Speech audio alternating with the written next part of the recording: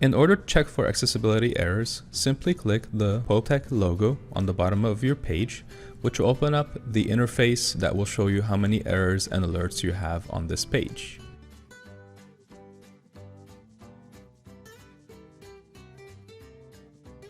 In this case, we have 10 errors and 2 alerts.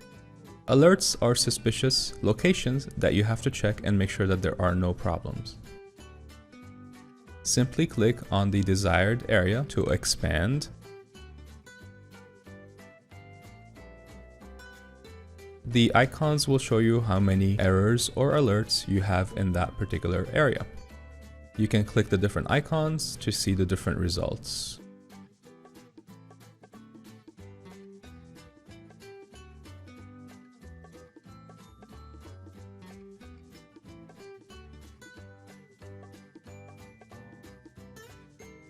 When ready, use the text box to make the changes and click on Apply.